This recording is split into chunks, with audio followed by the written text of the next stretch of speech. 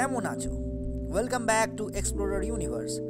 আজকে তোমাদের নিয়ে যাব মাসুরি কেম্পটি ফলস। এই স্পটটা মাসুরি থেকে 15 কিলোমিটার দূরে অবস্থিত। তোমরা বাস বুক করতে পারো অথবা গাড়িও বুক করতে পারো। নেচার লাভার্সদের জন্য জায়গাটা হচ্ছে স্বর্গ।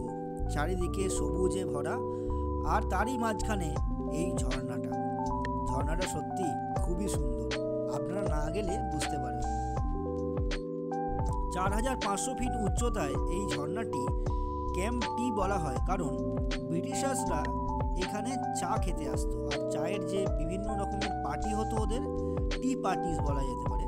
তো তাই জন্যেই ক্যাম্প আর টি শব্দ থেকে কেম্পটি এসছে। কেম্পটি ফলসটা দুটো ভাগে ভাগ করা, একটা হচ্ছে আপার ফলস, একটা হচ্ছে লোয়ার ফলস, এবং এই জলটাকে বাঁধ আকারে বিভিন্ন জায়গায় ধরেও রাখা হয়েছে। কিছু জায়গায় স্নান করবার জন্য, আর কিছু জায়গায় বোটিং এবং অন্যান্য অ্যাক্টিভিটিস করবার জন্য রাখা আছে।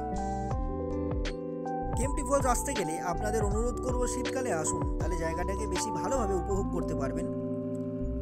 বর্ষাকালে কি হয় না, প্রচণ্ড জল হওয়ার ফলে ঝর্ণার স্রোতটা বেড়ে যায় এবং রিস্কিও হয়ে যায়। পাহাড়ি পথে কখন কি ধস নামে বোঝা যায় না।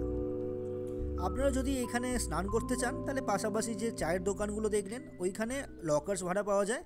নিজেদের জিনিসপত্র এবং জামাকাপড় রেখে দেওয়ার পর আপনারা নামতে পারেন জলে।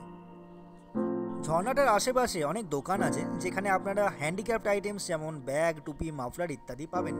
বাড়ির সবার জন্য অথবা বন্ধুদের জন্য কিছু নিয়ে যেতে চাইলে এখান থেকে কিনে নিতে পারেন।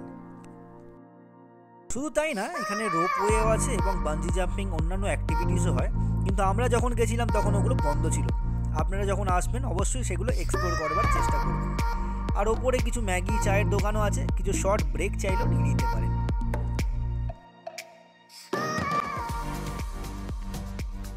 ঝর্ণাটা ঘুরে নেওয়ার পর আমি একটুখানি শর্ট ব্রেক নিলাম, একটু ম্যাগি আর চা খেয়ে শরীরটাকে গরম রাখার চেষ্টা করলাম। আজকের ব্লগটা এত পর্যন্তই। আবার তোমাদের সঙ্গে দেখা হবে একটা অজানা পথে এবং পাহাড়ি কোনো একটা রাস্তায়। Like and subscribe and stay tuned. Bye bye.